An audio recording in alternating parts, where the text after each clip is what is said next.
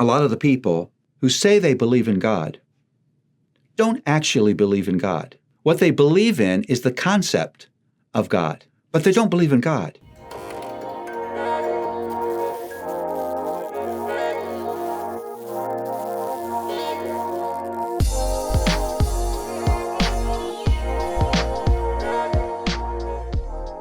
So if I would ask you what it means to believe in God, what would you say?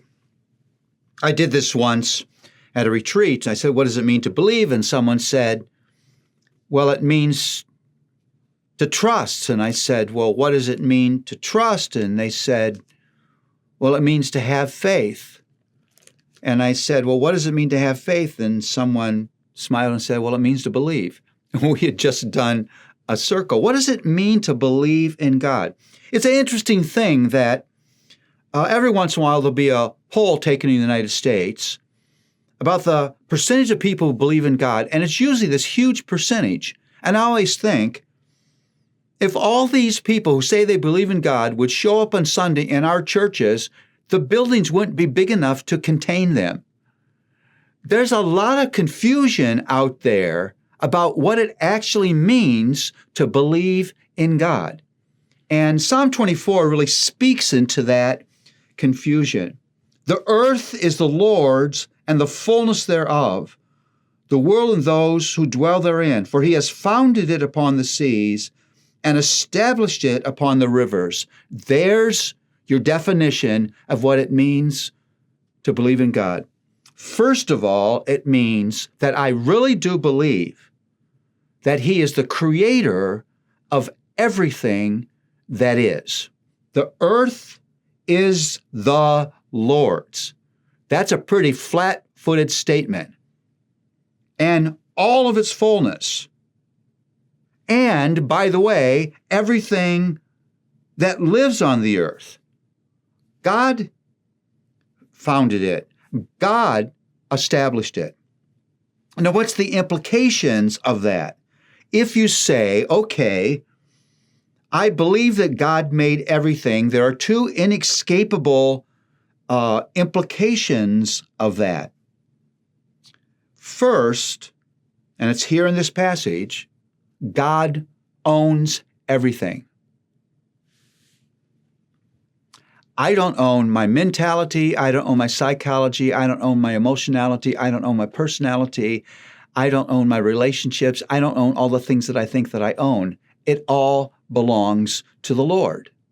And so if you believe in God, you don't live with an ownership mentality, as if your life and your things belong to you and you can use them however you want. No, you have to live with a stewardship mentality. This belongs to God, and how does God intend for me to use what he's made? Everything belongs to God. Human ownership is a delusion. The second thing that come out of that is, if God is creator, then he has a purpose for everything he's made.